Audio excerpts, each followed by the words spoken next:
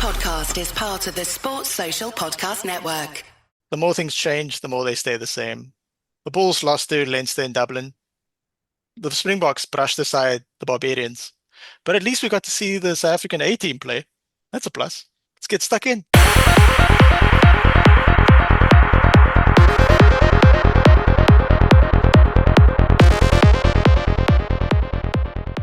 Good evening and welcome to Bit of an Animal, the South African Rugby Union podcast here on the Global Gainline's YouTube channel. I'm joined by Themikosi, Bryce, and Jean. Good evening, gentlemen. Evening, guys.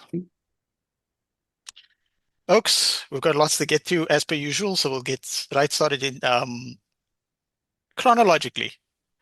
Unfortunately, the Bulls, their fourth URC final, and they fell short once again. We'll go straight to Jean, the resident Bull supporter.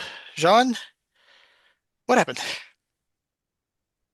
Can I pause the question? Can you phone a friend? It's I don't even think that'll help. I think it's difficult. There's a lot to unpack.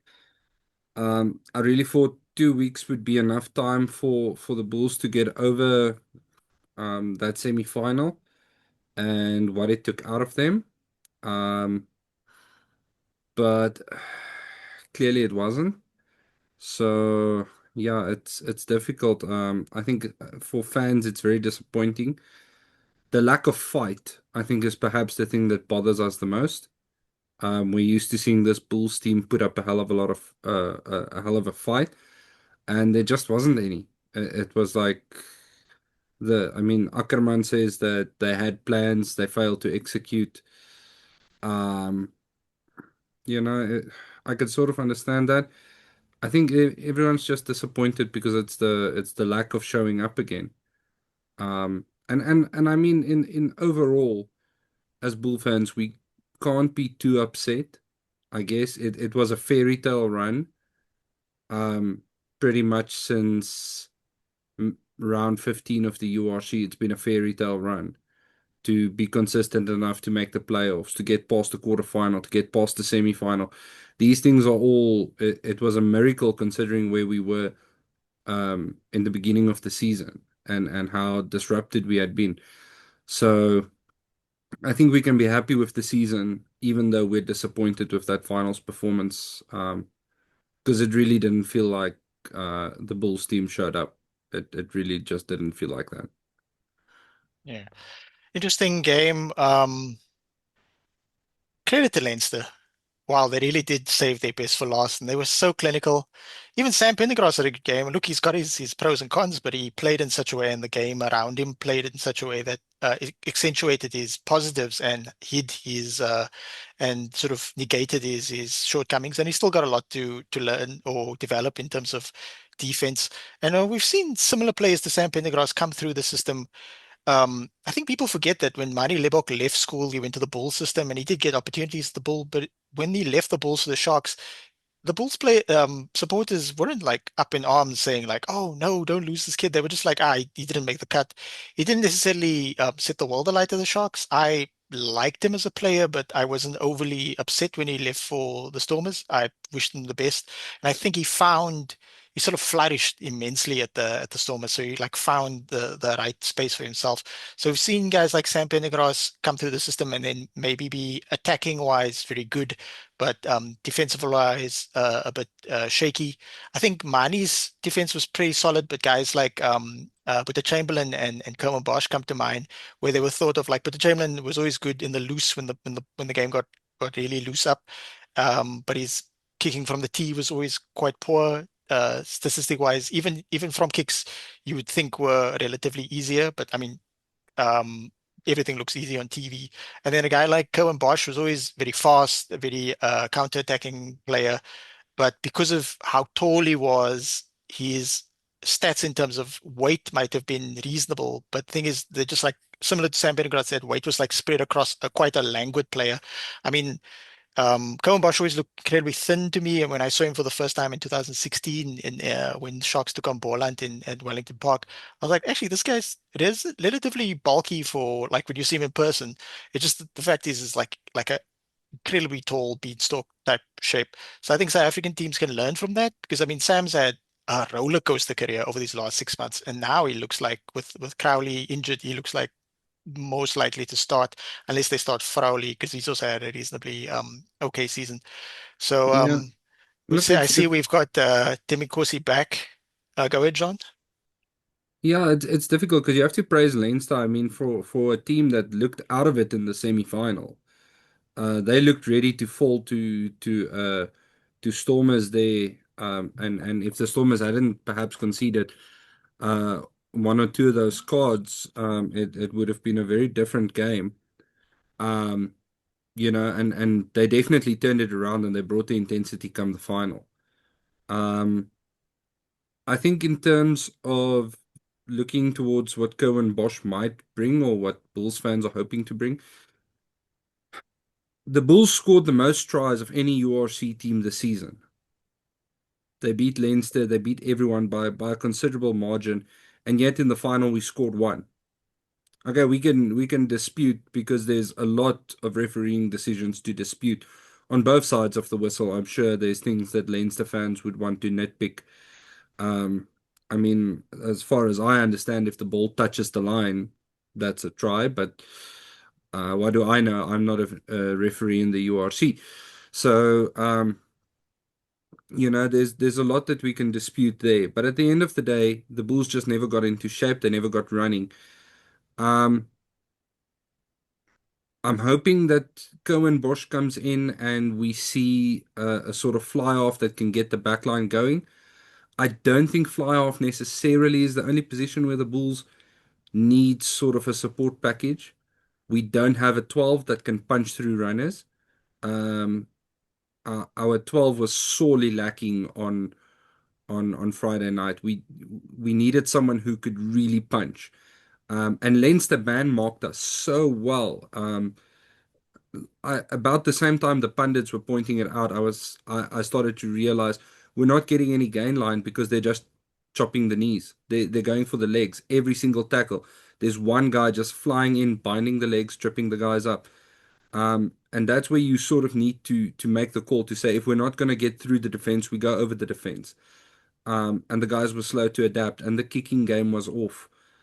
So many little things that added up. But I think, like I said previously, the biggest disappointment is we didn't see that characteristic Bulls fight that we've come to see this season. And I think that's where the real disappointment comes in. Because if we had lost 36-31 or 36-28, the Bulls fans would have been like, well, we played.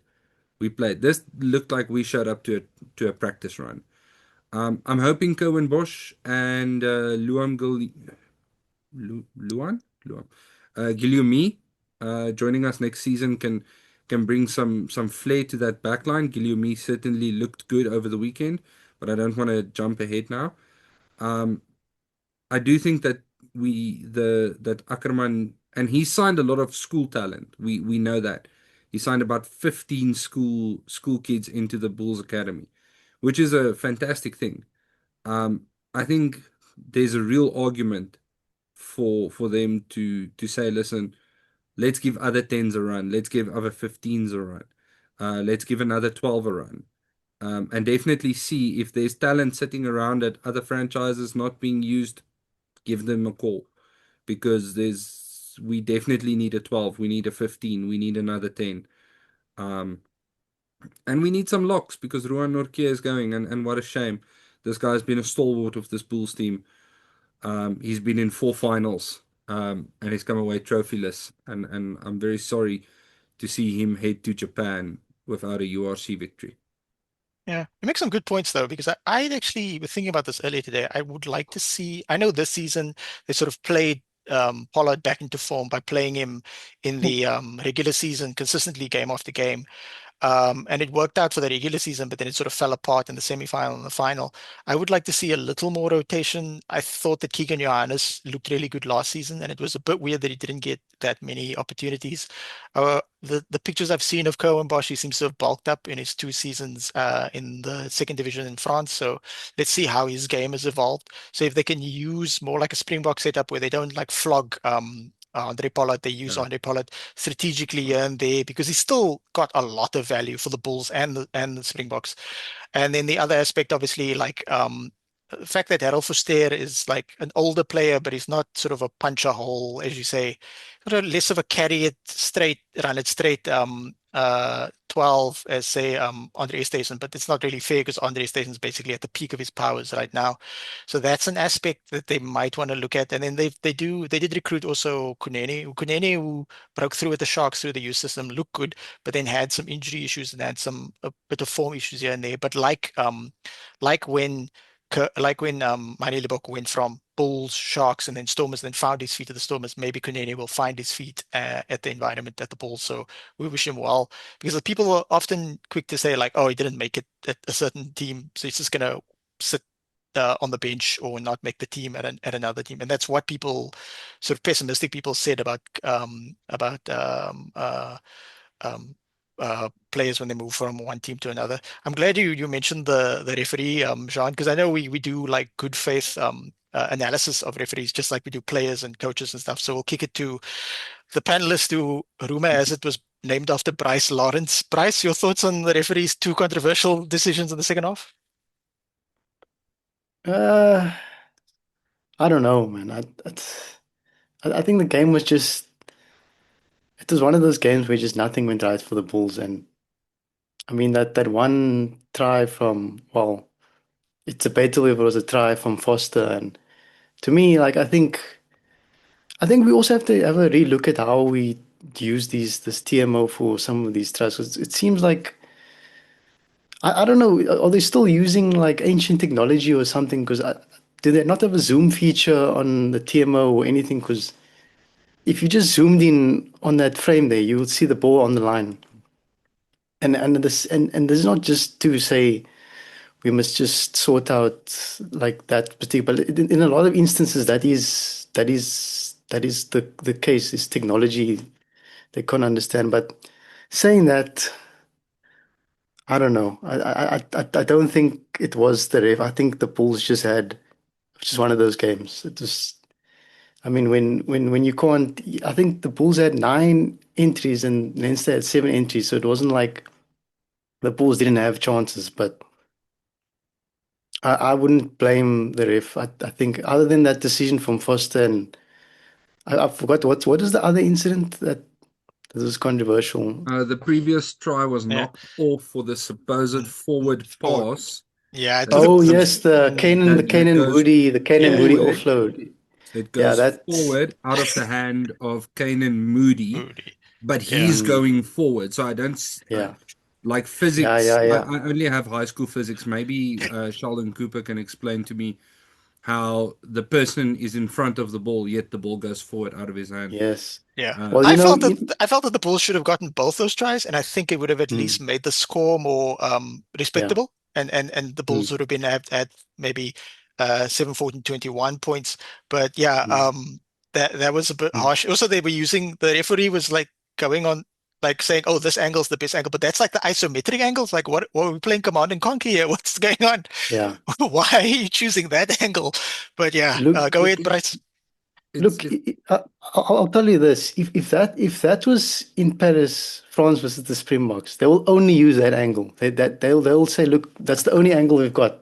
So make a decision." So it's all about angles, you know.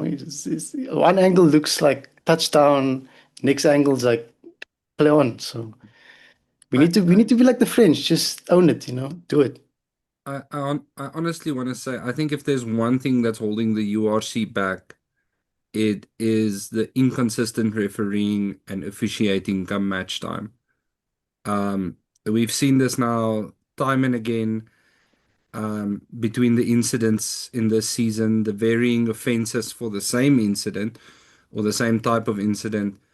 The wildly different approaches in how the TMOs judge an incident, what footage will you have available at this stadium versus another stadium. Some stadiums, the ref is running over to go and watch the angles on a tablet. So I really think that if there's one thing that the URC should just invest in next year is to say, can we standardize officiating?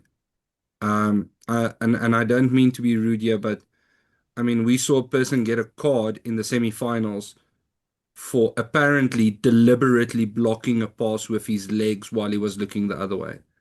These are the type of things that you are losing casual fans right there, because no one on earth can make it make sense. Casual fans walk away after that.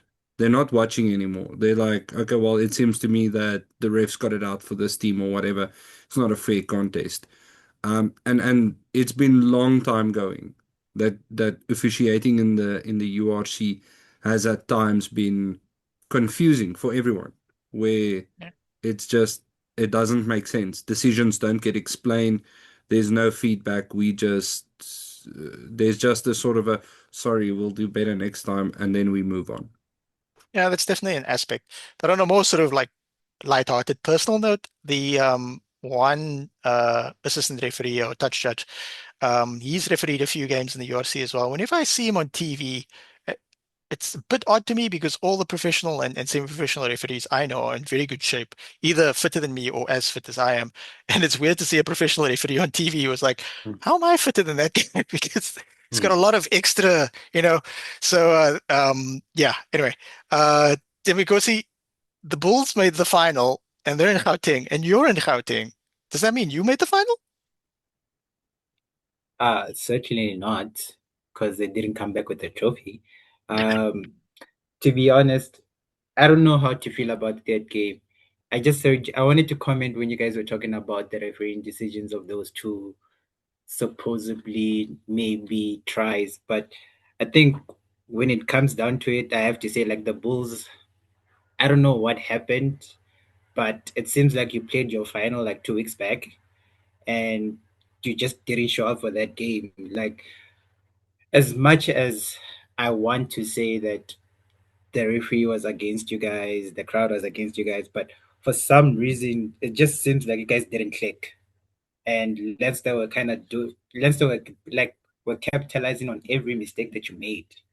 And I'm not sure if that's what is it like a coaching thing, or is it I don't know. It felt like deja vu from the last year's final, where again they just didn't show up. And as a New Zealand, I was watching Super Rugby. The Chiefs did the exact same thing, which I don't know what's going on. Like, no, when it just felt like you just collapsed at that one point where you should have performed. It seems like up until that point everything was going great, but when you showed up on the pitch, I don't know, maybe the Dublin weather or Dublin or Ireland weather just confuses the Bulls a little bit, because this seems like it's a deja vu moment. I don't know, but yeah, Leicester were kind of great on that game. You made Prendergast shine, guys. How do you feel about that? You made him look like a superstar. Even Ricky Ioane looked like a superstar. Like, guys, what was wrong with the Bulls? Like, I don't know what was wrong with the Bulls. Rico But yeah. Ioane was so good he got dropped from the All Black squad. So good. So good. But I'm glad we're actually mentioning the Super Rugby final and the All Black squad. Demikosi, I think you watched it from the four of us. I think you watched most of it. You probably watched the whole thing, and you watched Super Rugby in general quite attentively. So going into it, we thought it would be a much closer game, similar to this game, and it was also a blowout. Despite the weather, the Hurricanes really put the hurt on the Chiefs, and the Chiefs, like the Bulls, keep getting to the final and falling short. Your thoughts? I'm actually glad that another team actually won it, because at some point, even though I saw the Hurricanes were performing, but at some point at the back of my mind, I feel like Crusaders are probably going to reach the final, and Crusaders are probably going to win it again. I think it's actually good for Super Rugby in general that another team got it. I think people would have preferred the Chiefs get it because they've actually been approaching the final a couple of times. But the Hurricanes were the best performing team this season. I think half of the teams they played, they beat them like 50 not or 50 something. They like put 50 on like two, I think it's about 4 teams, 4 or 5 teams, which is kind of like half of that whole league. So the best team won. However, if we're gonna go into the All Blacks, I'm kind of disappointed because I just felt like bar a few players, he just picked the exact same squad that Razor did. He didn't really change much. I thought maybe he was gonna bring a lot more people. I was expecting a Tawa now here and there, but it just feels like it's the same All Black team with a new player here and there, and I'm not sure if that's gonna work out. Like they've seen what those people can do, and I'm not sure they can step up further from there. I don't know if you get what I'm saying. Yeah, there's a lot of continuity in that squad. So before we move on to topic number 3, Temikosi, which Super Rugby team do you support, considering the Lions are no longer in Super Rugby? Neither of them actually. Eh? None of them. None of them. You No. you watch I it think I just purely prefer. from a love of rugby perspective. I live with people that actually that support the Chiefs, so I have no All right. choice just to watch it. So Yeah. I Do they would also say do they support the Waikato Chiefs as well as the Kaiser Chiefs? no. He supports Orlando Pirates. I don't know how he Ah, missed that. what's wrong with him? Like, but yeah, if I have to go with the team, I guess yeah. I think traditionally you would go with like the Crusaders because they kind of like the most decorated team there. But in terms of fun team to watch or a team that I'd actually like, I think maybe it's because I like Damien McKenzie and that's why I would identify myself with like the Chiefs. Hmm. But now the Hurricanes were having a good season. Like Tabata Nawa, Fina Naikuto, they were having an amazing season. I was hoping to see them actually perform on the on in the All Blacks, see how they would perform, but seems like that's not happening. I'm worried about New Zealand guys. I'm honestly worried. I don't know where they're going. I don't know where they're going. I don't really care where they're going so long as they don't pass us. Before we move on to topic number 3, I'm just going to take a moment to say actually thank you. This is like the conclusion of the URC season, not the podcast. We might take a short break before Test Rugby gets going again. But I'd like to thank everybody on the panel, everybody that's on the panel today, Demi Corsi, Bryce, Jean, everybody that's been on the panel throughout the URC season, Lisa B, some of the other sort of guests that we had, Paul, Sibusiso, shout out to Sibusiso's wife, whose birthday is it today. Congratulations, Mrs. Sibusiso. Um, who else did we have? Angus Opperman, Oppenheimer, Opperman. Yeah, yeah. Shout out to Angus. Yeah. Also, oh yeah. Well, we'll get to that part later. And then thanks to producer Lee for these cool new graphics that we have behind us, gentlemen. Um, and then we'll move on to topic number 3, which is a lot nicer. We're going chronologically. Uh, Junior Springbok Leiden South African A team, the Springbok A team, brushes aside Zimbabwe 40 points to 0. We'll go to you first, Bryce. It was a good performance. I really enjoyed that performance because it was nice to see the junior box and these. I wouldn't say it was core Springboks, but it was these guys have been in camp for a while, and it was nice to see them gel and I think I don't remember the last time I've actually seen like an SAA team play so similar to the senior team or the main guys, and it's like the Rassie has really built a system, and it's not just him. There's a lot of other coaches and management. I mean, Kevin Foot with under 20s. I mean, I'm telling you, if that under 20s played in URC or Curry Cup, just as a unit, those players, they might finish top 10. Eh? Look, no offense to like the Ospreys and Sharks, those teams, but that under 20s team, those under 20 guys, they can just slot in, and we saw. We're gonna get to it later on. We saw the under 20s even packing it down with the big dogs. So I mean, Either this is a golden generation, or we just gotten the right coaches in, because these guys are cooking.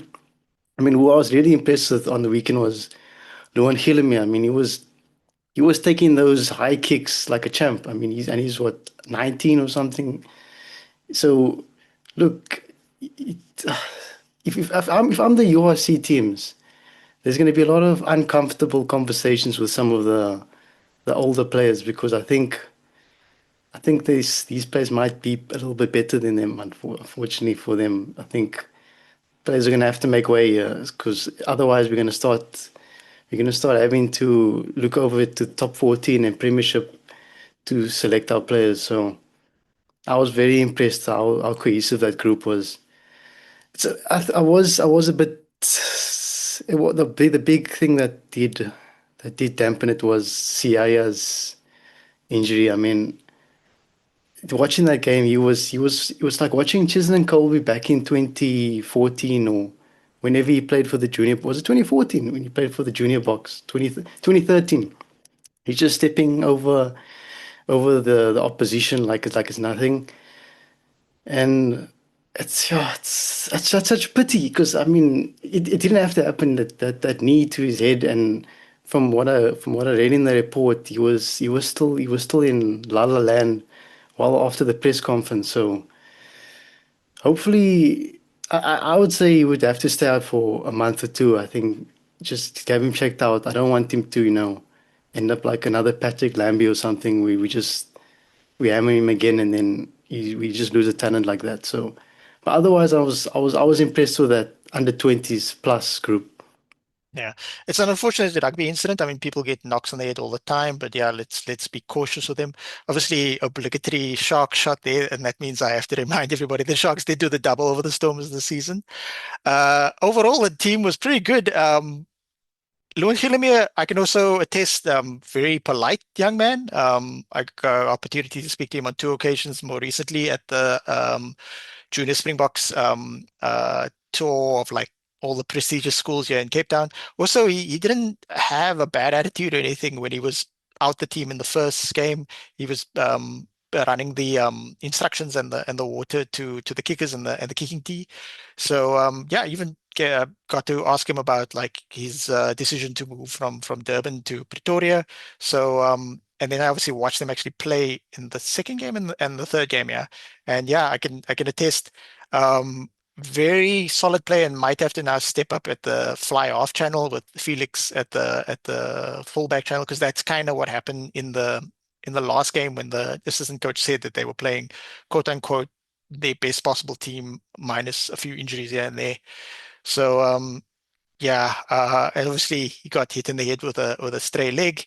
But yeah, Zimbabwe actually looked pretty solid themselves, even though they didn't score any points. So I'm actually happy for Zimbabwe, because they're going to a World Cup as well, and we want them to do as well as they can. They got Tino Mavasere there, and a whole host of players. We'll look through the names a bit later. Jean, your thoughts on the Springbok A team? Yeah, look, what a loaded A team. I mean, Mbelele certainly impressed me at hooker. Um, the lineouts weren't 100%, but he was certainly solid. And I think that was sort of the plan, was to say, if we give you Neetling, Forshia, and Buan Venter next to you, um, are you gonna cope? Are you gonna step up and you know, um, are you gonna stay in the pressure? And I think he did reasonably well. Um, Very impressed also by Yakin Ahmed, up to the point he decided to tackle a player in the air. Um, Switched off there, and I don't think there was intent. I think it was the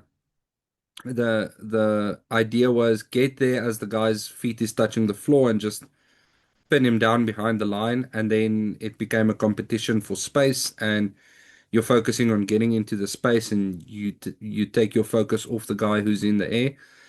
Um, So yeah, but very impressed by him. He was good with good passing, good on attack.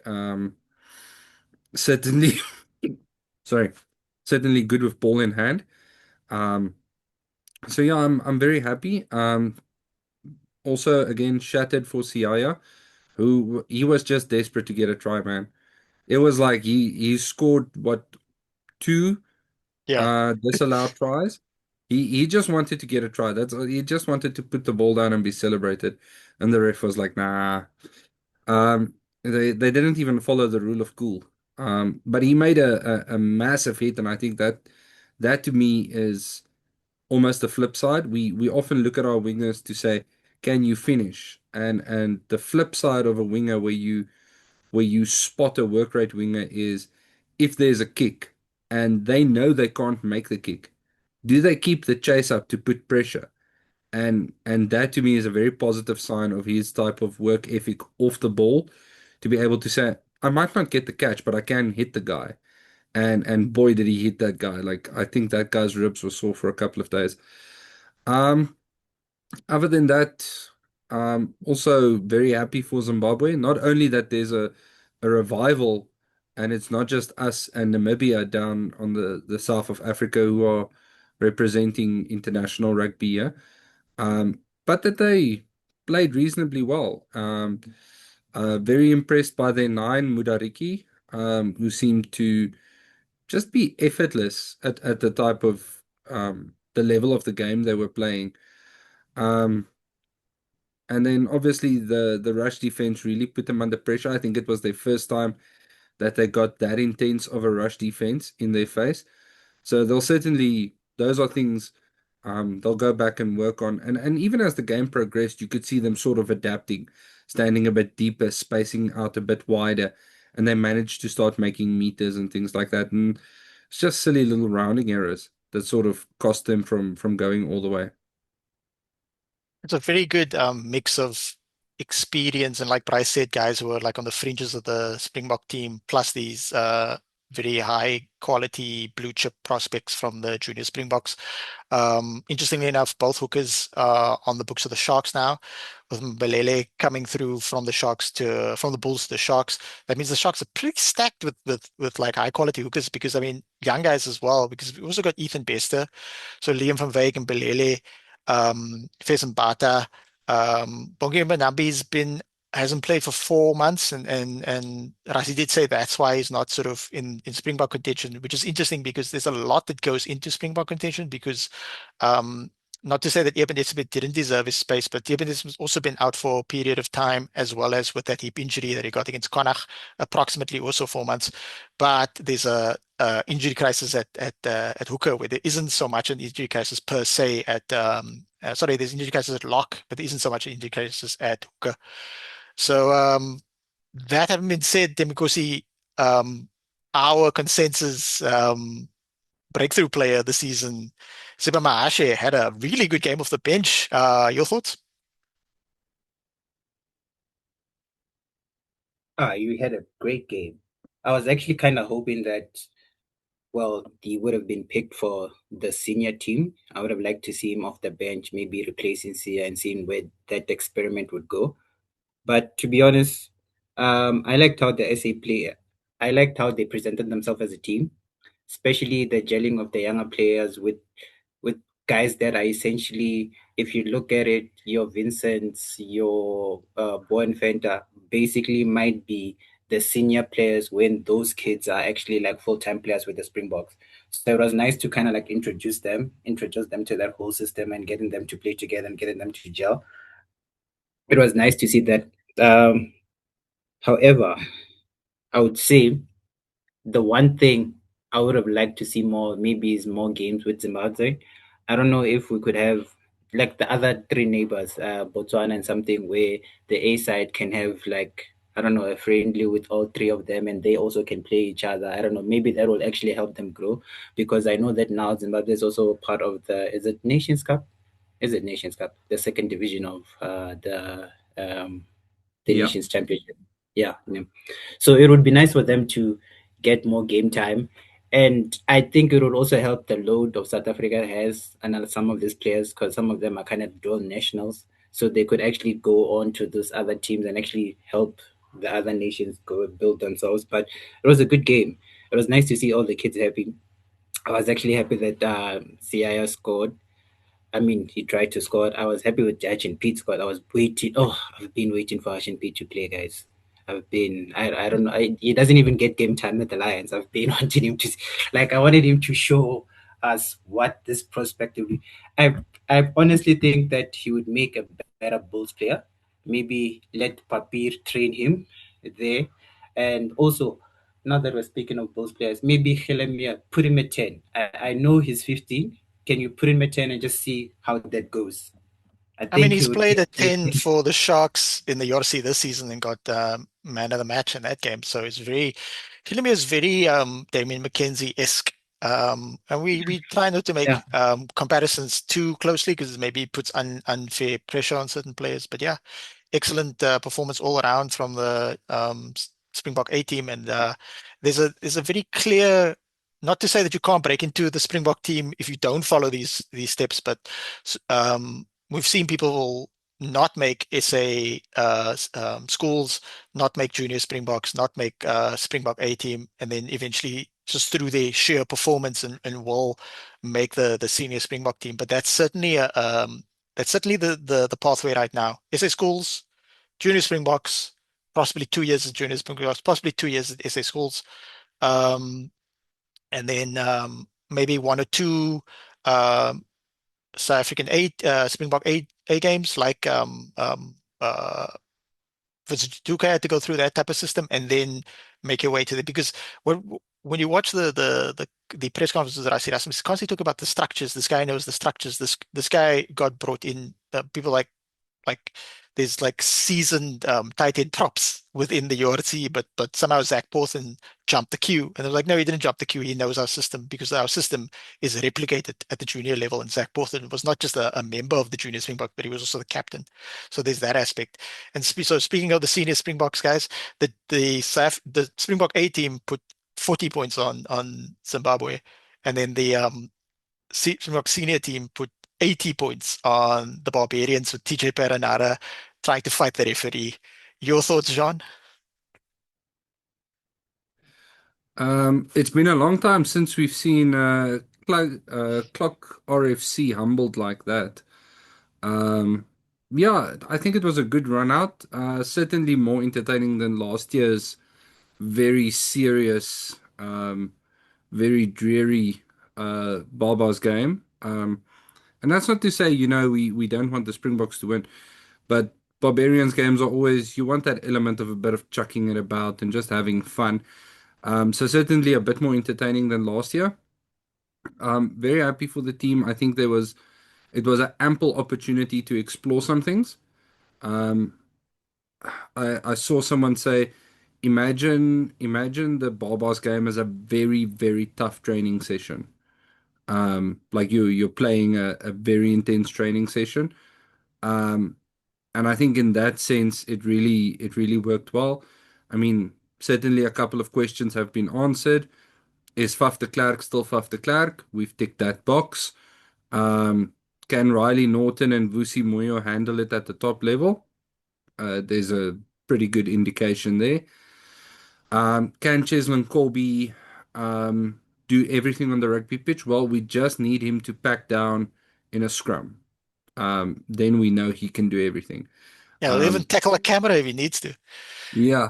And just on the cameraman, I just want to know, right?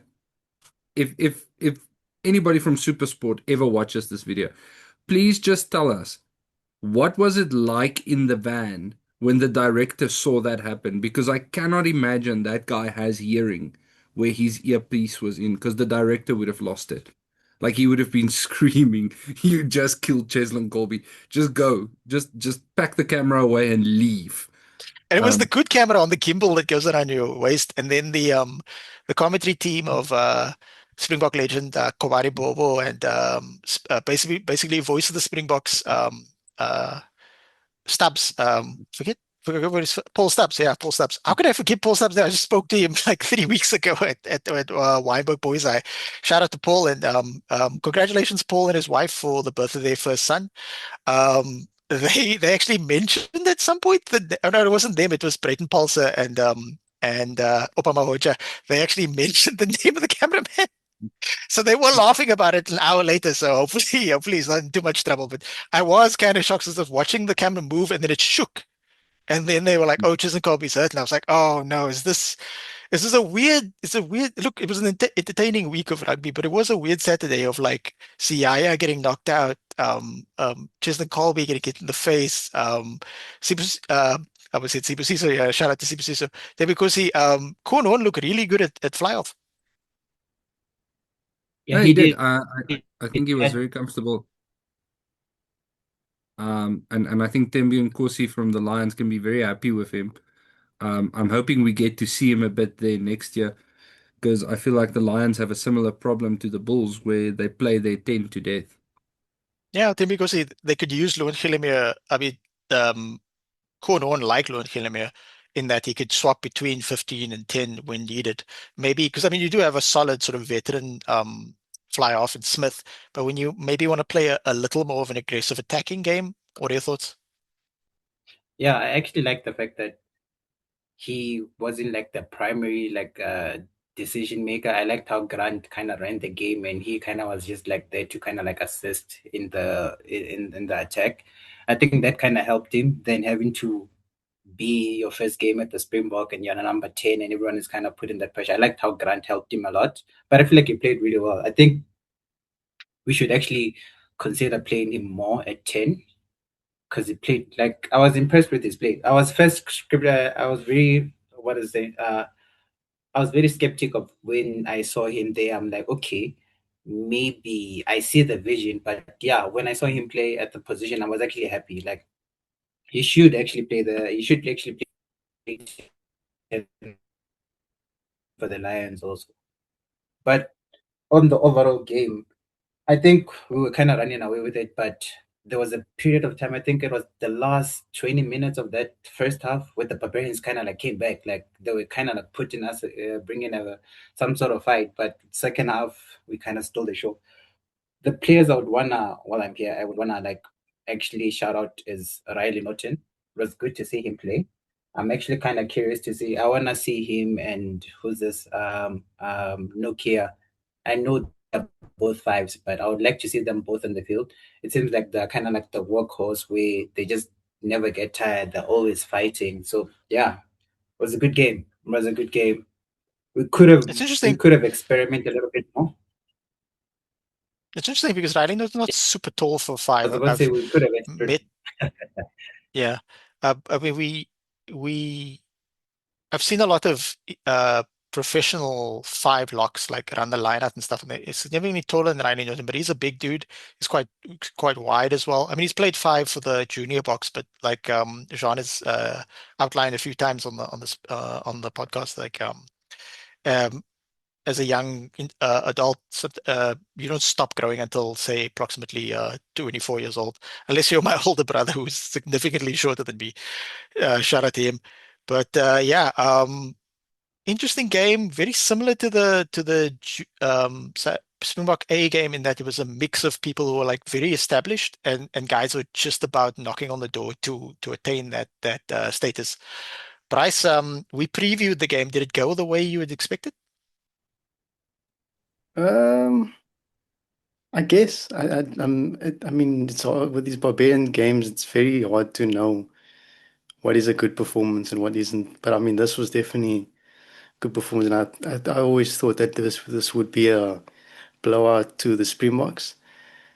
What thoughts that was going through my head in that first half, particularly the last 20 minutes, was watching Warwick Galand tear apart a Bok defense like that. And I was just thinking to myself, imagine if Razor Robertson was coaching the Stormers. I mean, if you can Oh, unlock he's that, available. if you can unlock that Springbok defense, a team that's so cohesive with Warwick Galand, and then you come to the Stormers and and then he starts like doing things that scoring own goals in other words. But it was eye opening to see Razor use our players better than we use our own players. And on the flip side, it was also quite frustrating to see essentially the Stormers pack, because I mean, it's Stormers pack plus Peter Steph Toy. Monster the team plus a good attack and it results in like 80 points. So look, I'm not going to say anything, but I'm just saying, they used our players better than we use our own players, and we know them like from birth. So So we need Bryce, to figure out something. why does Geland not play that well for the Stormers? Mm. That's what we all want to know. What's going on? Yeah. Does it So doesn't let's lose unpack like this But because this is why I all the love you guys. Stormers 'Cause players, I didn't even think of but this, all the Bryce, Stormers players, guys, because right? Can because you hear me? Razor Robertson's available, Bryce. This is just like a side job for him with the Barbarians. It's the second time he did it. Last time he had Ronan O'Gara as an assistant. Um, I've been People think that if we have this conversation, we're somehow discrediting John Dobson. We're not. Mm, He's a good coach, but even good coaches, we see this in football as well. Even good coaches at a certain point, you've run your course with that team. Maybe you take a bit of time off. Maybe you shift to a different role within a different team. You leave the Storms entirely, but you go be director of rugby somewhere else or something like that. mm, Um, it's not to disparage John Dobson, it's just to say that sometimes these players they tune you out after a while, as much as you might not think so, and they just need a different voice, a different accent, a different thing. That's why I was so keen for Ackerman to come to the Sharks because I was like, we're going to go from a New Zealand coach in Plumtree, who was a good coach in his own right, to Ackerman, who's like a relatively young but still highly experienced South African Afrikaans coach who did play for us. So Bryce, directly, like, would you like the idea of like just going a clean slate at the Stormers and bringing in Scott Ryder Robinson and a whole new fresh coaching staff? I'm very hesitant to just go clean sweepers. I don't know what the culture is back in the group. Maybe Rito and Davi Snyman are like the best briars at the team bri. So we're not gonna we're not just gonna discard all that. So, but I would like to see a foreign coach join the Stormers like coaching setup as like one part of one of the departments. 'Cause I feel like there needs to be a little bit of injection, something different in there. Because I feel like for the Stormers we've been playing the same way, and then when you see these players play for the Springboks, who get to play under Tony Brown. Jerry Flannery, Felix Jones, and all these other foreign coaches. And then you see some of the Stormers players playing for like Scott Robertson, and they just play better. Obviously, there's something that's different that these coaches are saying, or there's something different they're feeding them there, or something, because somehow they just play better there. So Mm. You and see, yeah. that's why I was kind of excited to see Eddie Jones actually coach the Stormers before England stole him, paid you guys a bunch of money and took him away. Since then, I've been told by some of our other correspondents that some of the stuff that Eddie Jones tried to do when he was England coach, sort of like shithousery type thing, to get under the skin of like the Scottish and the Irish, was borderline sort of discriminatory and things like that. But that's sort of Eddie Jones type thing. But other than that, I thought it would be exciting to see Eddie Jones for that season or a couple of seasons at the Stormers because it would bring something slightly different. And even he had a backroom staff that was like a mix of South African and non-South African. Like Robbie Fleck was there as his first assistant, who then was just forced to take over. Shout out to Robbie Fleck. I saw him also at Bull Roast the other day. I think it's one of his kids or something was also playing because there was a big schools derby ahead of that. So he was there for that and in the junior Springbok game. So we were almost robbed of that experience. Bryce, I'd full on love to see Scott Robertson within some sort of structure at the Stormers. No, same. I mean, that Eddie Jones thing still cuts me because we had such a good squad there, and when you and it was funny because we saw Eddie Jones go with England, and then go unbeaten that year with England. So it was almost like what if, with that Stormers team have also gone unbeaten. You never know. Like I don't want to throw more shade, but it's a bit like the 2020 Shark season. It's like a what if. We Yeah. You'll never know. Yeah, I felt very strongly for years. I would like joke about like, oh, we were unbeaten, and then unfortunately the season had to get suspended for things we won't mention because the YouTube algorithm doesn't like it when you mention it.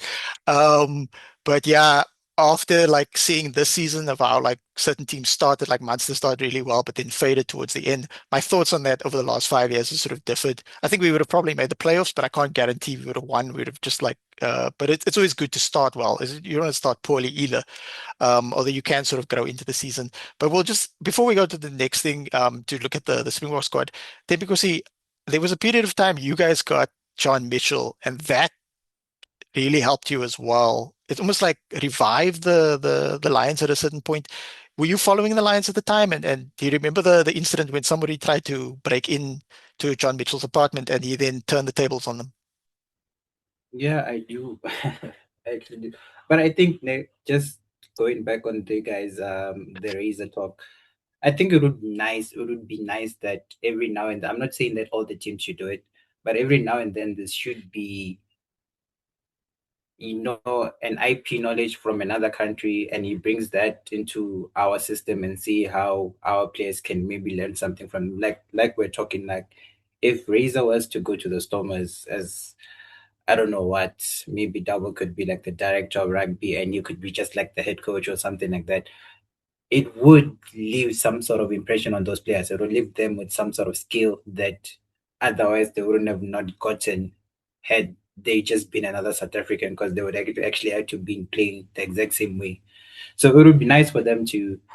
I don't know why we don't actually do it. It just seems like maybe we feel like there's a lot of people here we can work with, and that's why we should just kind of stick to all of them. But no, yeah, I think it would be nice for them. Maybe, I know this is a long shot, but a Tony Brown at the Stormers could actually bring something else. Like imagine him actually controlling that whole backline of your Sashas, of your Yakim, all the young players, your Chesley and Kobe. Imagine that with him, with that kind of like with the kind of attacking play that he would bring. Yeah, I mean, Tony Brown's got a contract with the Springboks and then he's going to New Zealand, but you never know in the future. People coach to a very ripe age. Ask Jake White, who was on many a podcast this week leading up to the URC final, looking like Kingpin. He was like really big, shaved head and that kind of thing. I was like, is that Wilson Fisk? What's going on here? Gentlemen, we'll now look at the Springbok team that was selected with many surprise. Notably, Faf de Klerk didn't make it, but lots of people writing him off saying, oh, he's probably done with the Springboks for now, but I doubt it. Personally, that's one aspect to it. And obviously the big talking points is that Riley Norton and Lucy Moyo, we didn't even really mention in the previous game, came off the bench and played quite well. Are in the team, and I like how the Springbok team actually sort of segmented everything very sort of nicely for us in terms of like props, hookers, also utility forwards. That's awesome. Like a guy, Peter Stiftetoy, blindside flank and lock. Riley Norton thought of as a utility forward, as in a flank and a lock. Marco van Staden, hooker slash loose forward. Hakker is 'n lelike ding in Engels. Jean, your thoughts on the Springbok team leading into the Nations Championship? Yeah, I think, let's be realistic. This is a three-match series at home. The guys who aren't in the squad, I'm sure are, they know that they're on standby if they need it. I don't think we do need another prop. That's certainly one thing we don't need in the squad. But yeah, I think it's a very well selected and well balanced team. If you look at the three opponents we're facing, we're playing England, Scotland, and Wales. Yeah, England, Scotland, Wales, and on three consecutive weekends. So, it's gonna be. These are not teams that are necessarily gonna try and brute force their way through us. They're gonna try and keep pace with our forwards and try and just match us in terms of tempo and physicality, and then use their backline to get out wide. And I think the selection reflects that. We're coming into this with a bit of an advantage. They've played their Six Nations campaign. We sort of have about 4 matches worth of footage for each of those teams. to sit and analyze and look at what they're playing, what they're doing, who to watch out for. Whereas they're coming into this, and the last time we played was November last year. They have no idea which new structures we implemented or anything like that. So I'm liking the team. I like the fact that the under 20s were included, even if it's not a whole lot of them. Um, but yeah, I'm very excited, and just a shout out to Embros Papier, who's been playing out of his skin. And I'm very happy that he's got a chance to be in the box squad again. I would love to see a starting bench setup of Grant Williams and Embros Papier, just for the pure speed and insanity that it would bring. And then yeah, just quickly speaking of those 5 minutes that Vusi Moyo was on the field, I think there was a real concern when the Springboks switched off and the Barbarians ran in close to 3 tries in under 15 minutes. And I think Rassie is going to hammer on that to say this is how we started last year. We switched off against Australia. We ruined Jean's experience at Ellis Park. He came all the way there for the day, and then you guys let Australia win. So please don't do it again. Um, but yeah, I'm very excited for the squad, and I think anybody who thinks just because the guys aren't in this squad, they're out for the year. It's a long year, guys. It's a really long year. Between the Nations Championship and the start of the greatest rivalry, we still have a match against Argentina in Argentina. After the greatest rivalry tour, we're playing a game in Australia against Australia. So there's a lot of miles on this road. A lot of people will get a chance to play. Also very excited for Vincent Chichuka. Yeah, 13 more test matches to go this season. This was just like a warm-up match. It doesn't even count. The Barbarians game doesn't even count as a test cap. Bryce, is nice to see Evan Roos in the mix. Yeah, shout out Vincent Tuka, Cameron Hanekom. Obviously, lots of chat online saying, "Oh, Evan Roos doesn't get along with Rassie," and then Rassie keeps batting that away. Jean is correct in that 1, 2, 3, 4, 5, 6, 7, 8, 9 players can pack down at prop, so that's a significant amount of props. And obviously, someone might look at 4 locks, but there's 2 guys in the utility backs that can actually 3 that can pack down at lock as well. Bryce, Herschel Jantjies is back. Yeah, that's nice. Yeah. Yeah, Herschel Yankees is back, and it's quite a surprise because he hasn't really been part of the mix since like mid 2023, and yeah, he is. So obviously, he's doing something in France that Rassi likes. So I guess credit to Hershey Yankees there. I think the one thing that actually that did well, that doesn't surprise me now is how many Stormers forwards there are in this team, and I mean that it's like you got the 2 props, you got Andre Hufento, which is I think he's just inserted himself in there into the third hooker spot or second hooker spot, depending on how good Rassi thinks he's playing. So I mean, credit to those Stormers forwards for essentially dominating the season and then forcing himself into this team.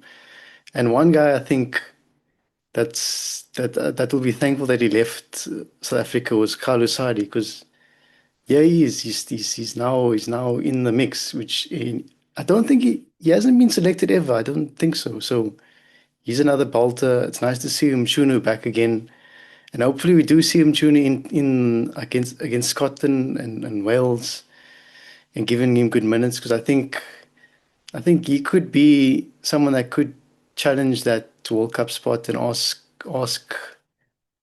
Well, I don't know because I'm not. He'll have to challenge Gerard's Tiernekamp then because I think Oxenchair is a different animal there. In terms of the backs, it's not a lot of. Oh, Yaku Williams. That I don't think anyone expected that. I think let's. Yeah, I don't know. Did you guys expect Yaku Williams to get into this team? Because I didn't know where it came from. Either he was doing something at the Sharks or that SAA game impressed or something. Because Yeah. if I was doing a fantasy team, I would never have expected him to be in the mix. But otherwise, it looks like the strongest squad we could select. A couple of guys probably would be cut. It would be JJ van der Mesht, um, Jano Augustus.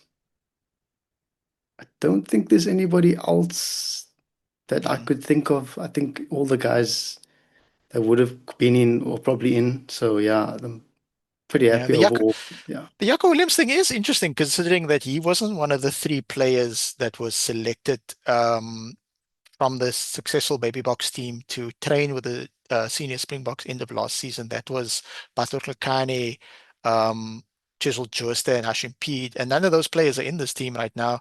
Jaco Williams did win the World Cup with them last season, but then he aged out, so he wasn't a part of this series of games for the junior, this 2026 series of games for the junior Springboks, so the tour to Georgia and then the home series. And also before the home series, also the junior rugby championship. But yeah, I think he's played up. The only bad game he had for the Sharks is when he played fullback against the Bulls in Loftus, and then he still got injured quite early in that. But he didn't look that comfortable at fullback in that environment. He has played since at fullback, but against like the two Italian teams who weren't taking it serious at Kings Park. Um, then because he will go to you last, I'm really liking the balance of this fly off selection. Mari Lebok, by far and away our technically on paper our best most like peak fly off. We've got developing Fusimoyo, looking very good. And then obviously the senior player in the team who you want to have, the steady hand, Andre Pollard. And then not to forget your player, Corn Horn, at the utilities back, who can do a job at fly off if needed. Your thoughts? You're also forgetting Damon Williams. He can also play at live, but Oh, he shame on hasn't me. done he I hasn't have done to that I in have a to now while. say 10 Hail Marys. Yeah, but for me, when I look at the squad, I think for some of the players like your Paul de Villiers, your Ben Jason Dixon, your Zach Pothery, your Carl Sadi, Fenter, Rowan, I think most of them, it's kind of their time. I think it's like a short list, they're trying to see who amongst some of them will be part of the main team that's going to go to the World Cup. And I think like you guys have mentioned, most of the players that are not called yet does not mean that they are out. I just think this is a squad for these three matches. We'll get another squad when it's for New Zealand, or we're going to get another squad for Argentina, and we're probably going to get another squad for New Zealand. So for these three matches, some of these names kind of need to prove a point, like your Ambrose Papier and your Yankees. I feel like they are brought in to kind of see, because can you be that backup number 9, or can you be that person we can trust going into the next? Like, I'm looking at all some of these names and I'm thinking to myself, I'm like, you kind of need to prove a point, and this is a good game to prove a point. England is the home. If they start you, like, let's say they start a back row of loose forwards of Paul de Villiers, Ben Jason Dixon, and Cameron Hamilton. All three of them technically have not played for the Springboks as well as they've done in their club rugby. Like, we keep expecting them to shine or do more that we haven't seen them on stage. And then I think this is those type of matches where they need to kind of prove a point. The only thing I want to say I'm concerned about is our centers. But again, maybe they're thinking Kanan Moody and Damon Vidensa will slot into the centers. But if two of those three people get hurt now, we're gonna have a serious center problem. Shout out to our friend of the program, Rugby Kants. He pointed out, Demikosi, that we're going to see Jasper Visser versus England, and the blonde guy from England whose name escapes me right now. And Demikosi, you're famously very fond of England. Yes, I am. Yes, we get to see Pollock, the greatest player of all time, according to people up in the north. Maybe only after DuPont. So we get to see him. He just won a trophy just now, so we get to see him in his best against Jasper Wiese. It's going to be exciting times. Oh, good old Henry Pollock. Yeah. Oh, yeah. His Northampton team did defeat. Can I just Uh, say I don't yeah. get the hate. I'm the one guy that probably doesn't get the hate for Henry Pollock. He's a young kid who's got a vibe that's all his own. Um, and you can hate him as much as I hate James Lowe, but you have to admit they're both pretty good. Otherwise, we wouldn't hate them. I Like don't as long as dislike they Henry keep Pollock. winning. I just like to lean into the fact that he is quite divisive, that type of thing. I think he's good. He's got good games and bad games. He sort of got outplayed a little this season in the Champions Cup, but look, he's a young guy. Him and like guys like Sasha Feinberg and Gomezulu bring a lot of eyeballs to the game as well throughout. Their Q rating is like their popularity. Like people outside of rugby who don't even understand the differences, the nuances between rugby. No Henry Pollock is, no Sasha Feinberg and Gomezulu is. Pollock is so divisive. His own countrymen can't decide whether they like him or not. Oh, Henry Pollock. Apparently, he was pretty good at junior level as well. England do have a good junior setup. South Africa junior Springboks will go to the World Cup. They won't face England in the group stage. They'll face Wales, Georgia, and Uruguay in the opposite order. Uruguay, then Wales, then Georgia. Host Georgia, by the way. Guys, we're just going to quickly look at the squad.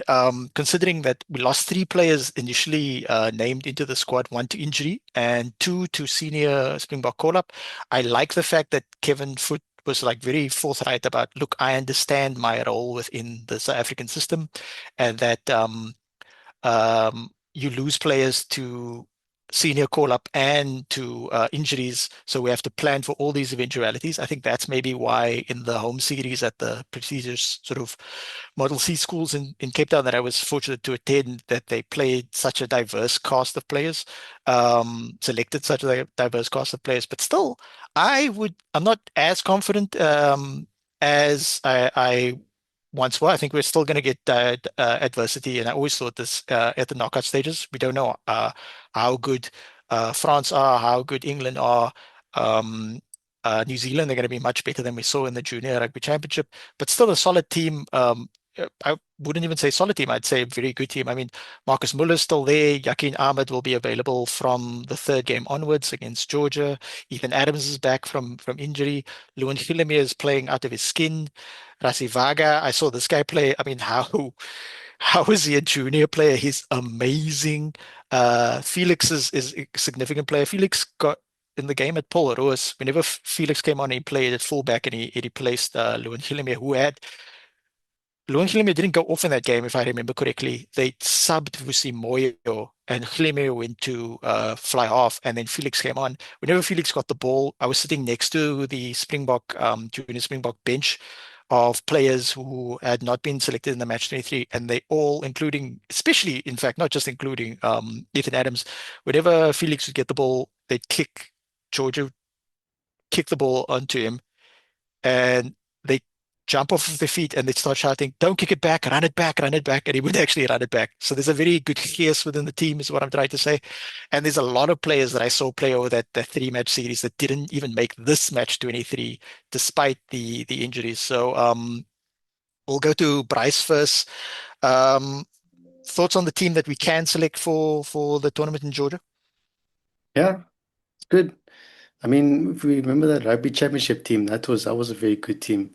So yeah, we lost Moyo and Norton from that team, but we've gained Muller, Hilomir, and Chiswell Yuster in the team. So it's almost like it kind of balanced out. So, and I think that the forwards for the most part is about the same. So that's encouraging, because what you don't want is, for example, Malele getting injured or something, because he's been a real rock in that front row for the junior box.